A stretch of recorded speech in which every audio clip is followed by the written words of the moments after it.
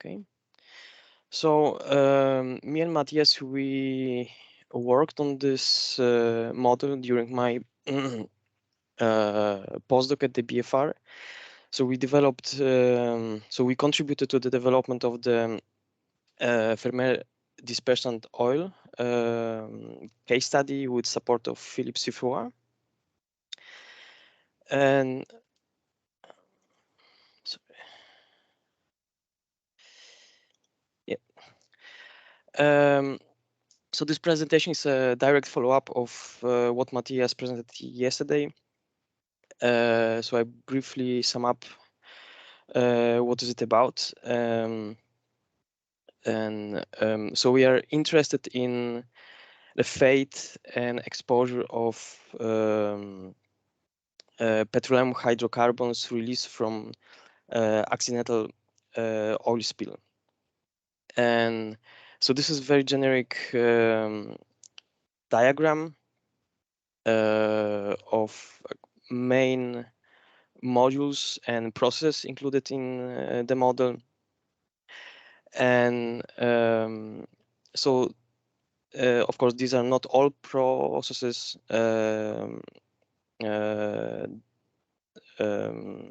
included in the model. So, for instance, we are missing here.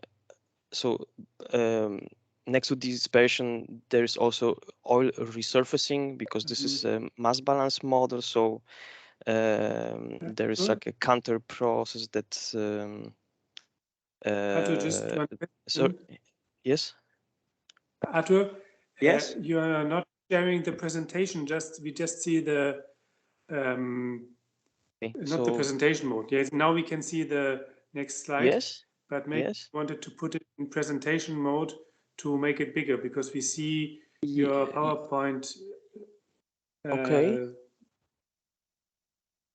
Yes. So actually, I can see the present now. Can you see the? Now we see the presentation. So it's bigger. Okay. Okay. So I will carry on. Okay. Thanks. Okay. Thank you. Okay. So I'll move to the next slide now.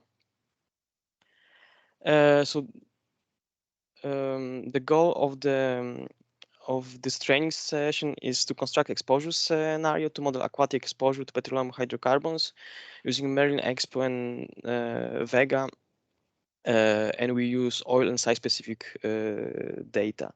The next goal is to simulate concentration or concentration profiles of dissolved hydrocarbons in water and subsequent bioaccumulation in aquatic food web. And finally, we will see the effect of chemical dispersion and different wind speeds on fate hydrocarbons profiles in water and biota.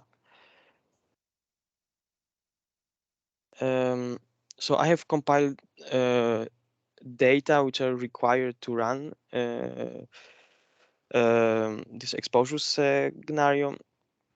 And so in general, we can group this information in 4 or 5 categories. So variables that are specific to environment, bulk oil, hydrocarbons, biota, and effect of dispersant. So we can see that some of the data are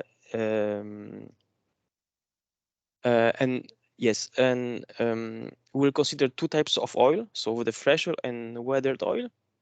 And the difference is that fresh oil, it's something like oil that's just been released to the environment, so it's fresh. And weathered oil, it's oil that already spent some time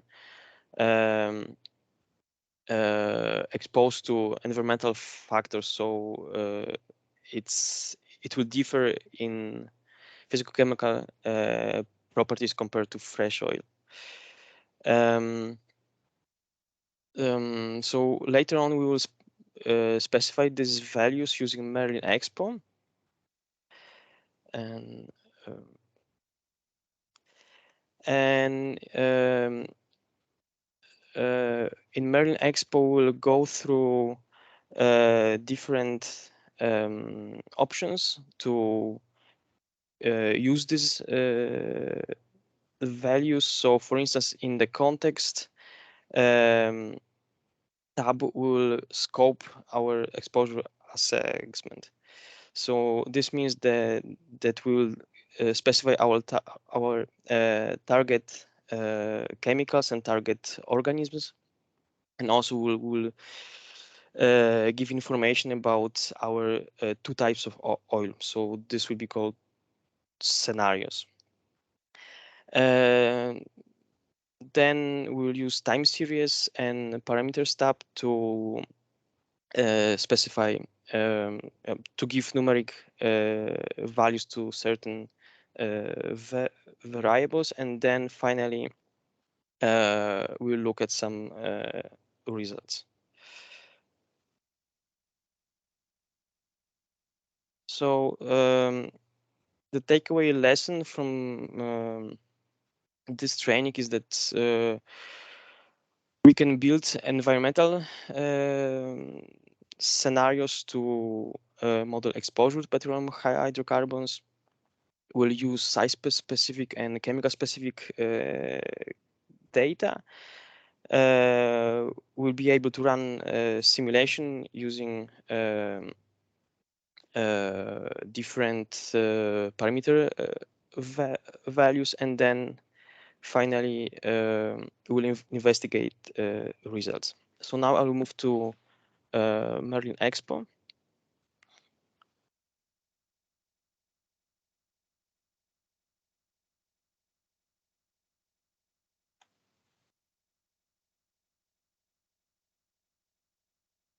Okay, so now I'm sharing the software view. I hope it's visible. So Yeah, most of the Yes. Okay, thank you. So most of the information was covered in during previous presentations. So I will try to skip what was already mentioned and focus on what is specific to oil dispersant case study. So I will move directly to the model tab. So this is predefined scenario or a model setup that we propose to use in this case study. And so in Merlin Expo, actually, we can use different types of view of the general model structure. So we can switch between graph and matrix view. So maybe I can quickly show a graph.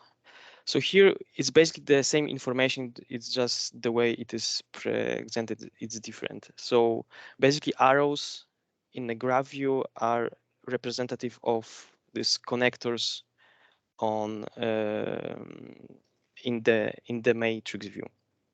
So it signifies connection between different model compartments. Here on the on the right hand side, we can expand the information panel, which content will change depending on on which box we click on the matrix view. So for instance, we can click on the oil fate model, and this will take us in the information tab to the top view of what is included in oil fate model. So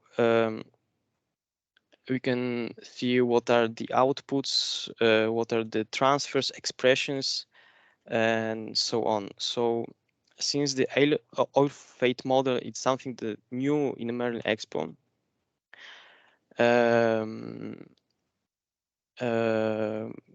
maybe I can show. For instance, entrainment rate. It's something. It's the model that it's new in Merlin Expo, and this will. It represents how much of oil will be transferred from the surface water into water column based on how turbulent the surface water is. So on blue, so in the equation we see that there are parameters colored as in blue, and these are hyperlinks to like underlying equations or relationships. So for instance, if we click on significant wave height, it will take us to underlying equation which computes the significant wave height. And here we can go even further. So we see that there is something underlying computation of the wind stress. And here we go down like to the bottom of the equation.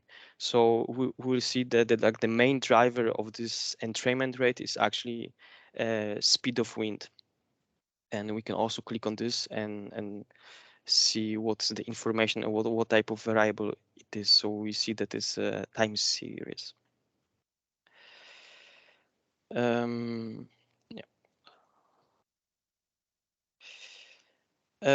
So next we can move to the context tab, which is used to give a scope to our exposure assessment.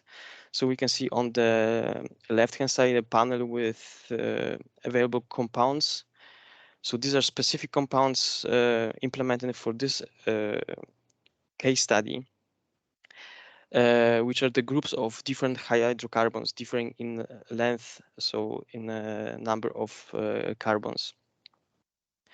So what is different comparing to other case studies here is that we talk about groups, not specific chemicals, but actually every group is represented by so-called surrogate hydrocarbon. So physicochemical parameters of each group is given by the surrogate compound. So for instance, in aliphatics of length C10 to 12, so its characteristics are given by the undecaying. And the reason why we talk about groups is that there can be several different compounds with the same length of or the number of carbons in the structure. So I have already prepared this training by selecting compounds and like target compounds and target organisms. So another thing that is specific to our case study is that here at the bottom we specify scenarios. So in this case, we have two scenarios. One is called fresh, and the other one weathered oil. And this allows us to have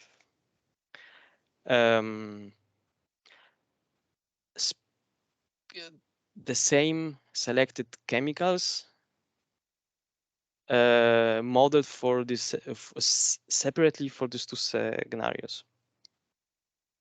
And this later I will demonstrate that it works.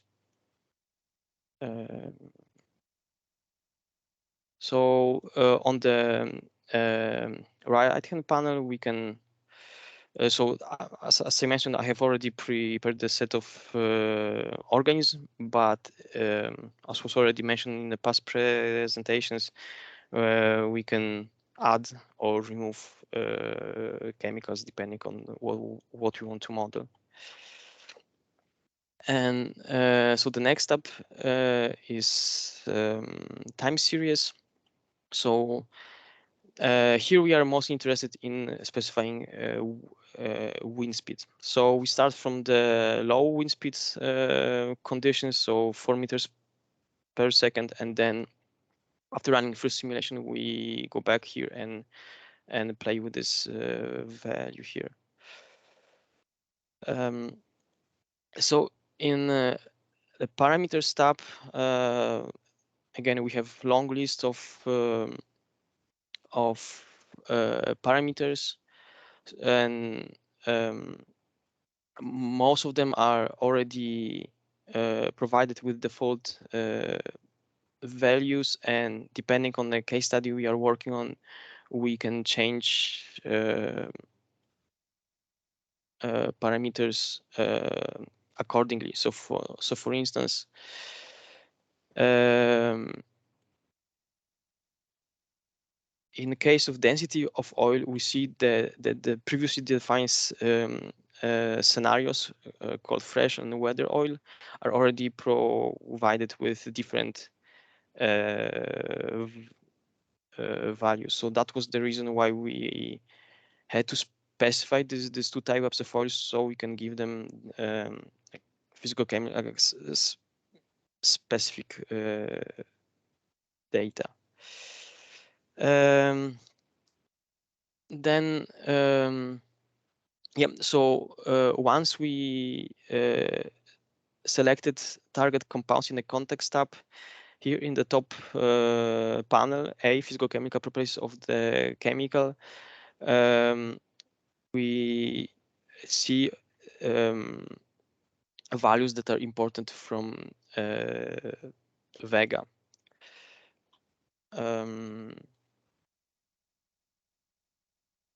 And we also have parameters specific to biota. So in this case, I have used some literature data with respect to fish diet preferences for food items. So we see that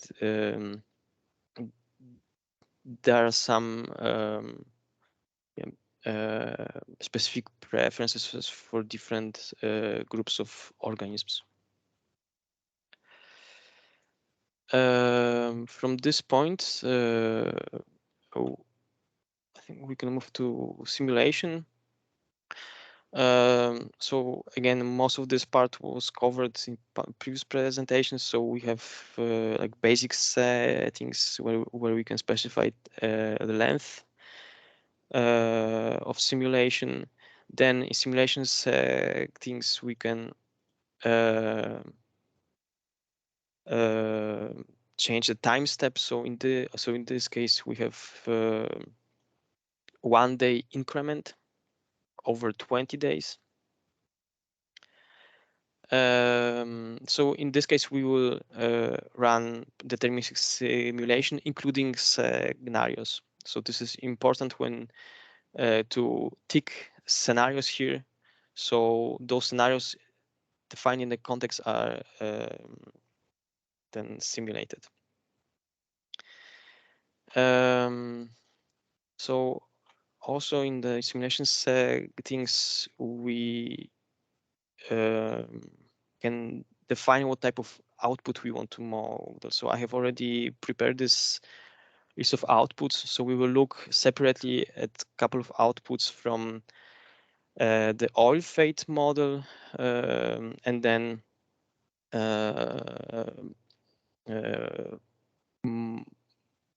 models which will provide results for the biota. Yeah. So now we can run a simulation, and we'll shortly see what's the result. And yeah, so we have separately produced results for weathered oil and fresh oil. So initially, we can look at the concentration profile of hydrocarbons in the water columns. So in this case, we are looking at the concentration of the chemical dissolved in the intrusion depth. So this is the part of the sea affected by the turbulent waves. So so we can assume that the oil from the surface water will be pushed deep into this intrusion depth. And so here we have four groups of hydrocarbons with increasing number of carbons in the structure. And also the name of the surrogate hydrocarbon is given here. So we can look how the concentration profile will change depending on the length or the number of carbons in the structure.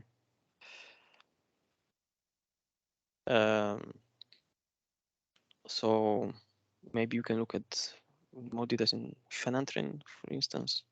Okay. And what I can demonstrate is that directly these results can be exported or viewed in Excel. So we can do this now.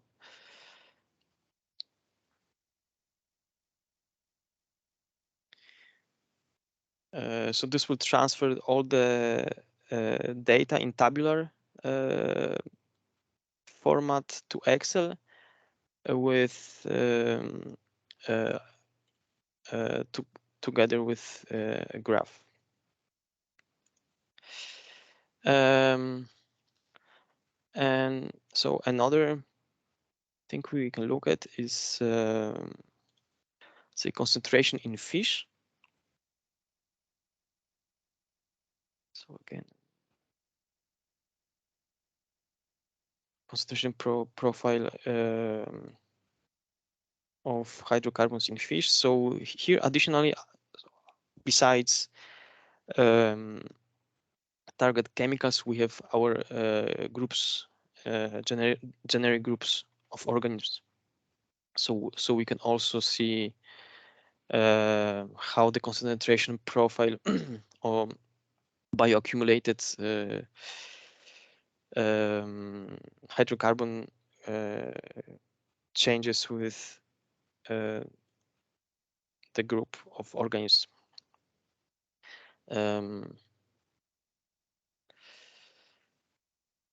So we can see that in this case, the lake trout, which is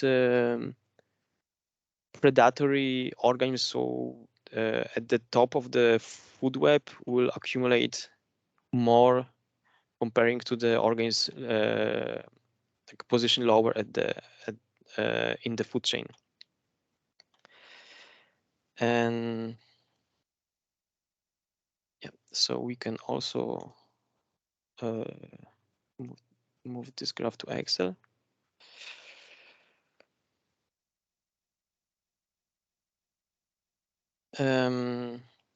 So what we can do now is to see what is the effect on this concentration profiles, effect of winds of different wind speed, and also what would happen with the concentration when we apply a chemical dispersant. So I will move to time series. So let's say we change wind speed to 8 meters per second, so twice as much. And then let's say is a dispersant effect on oil. And here currently it's 1, so it means that there's no effect whatsoever. And now increases to factor of 100. And we rerun the simulation.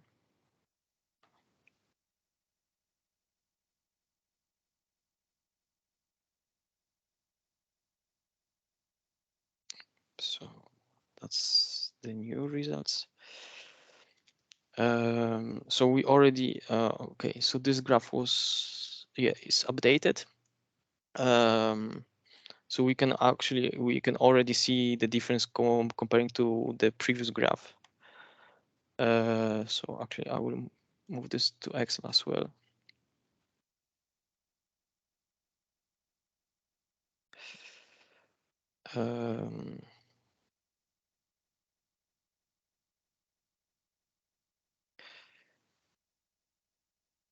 Yeah. So this is the concentration in. Sorry. Yeah. So well, what happens when we increase wind speed and we apply chemical dispersant is that we increase the peak concentration in water column of a given hydrocarbon group immediately after the oil spill.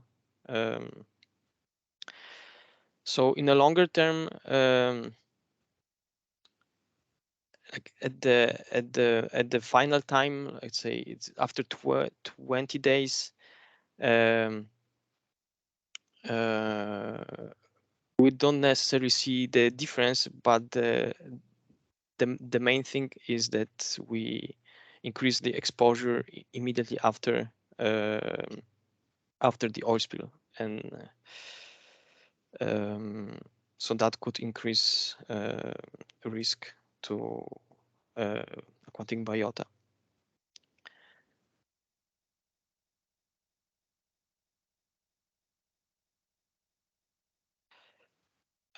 Yes, so this is the concentration profile of phenanthren directly after like increasing the wind speed and applying chemical dispersant. So we see these peaks which we couldn't see before. So so that's why I have imported these graphs to Excel because now we can look at the difference. Um,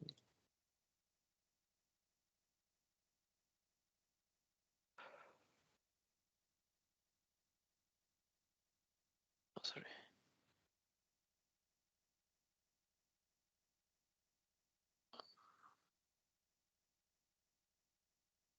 Okay.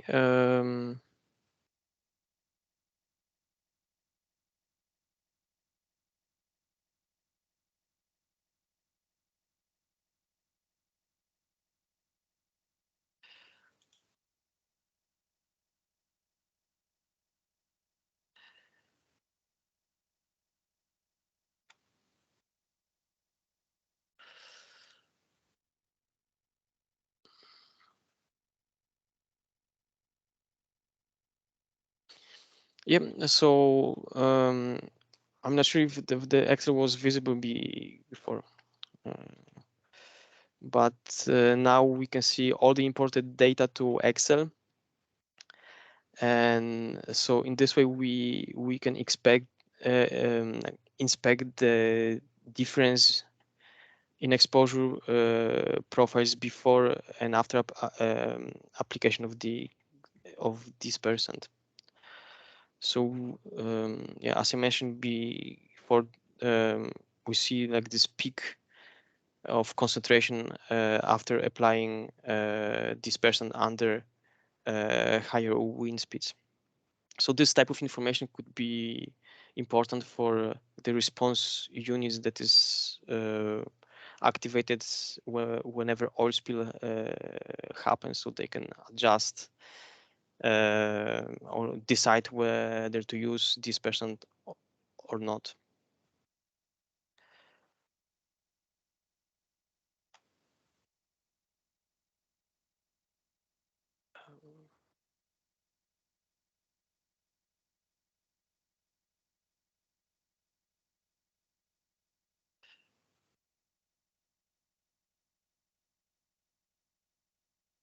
Yeah, I think Merlin is not displaying correctly on my PC at this moment.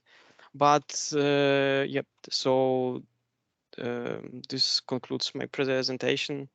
So I'm happy to answer any questions.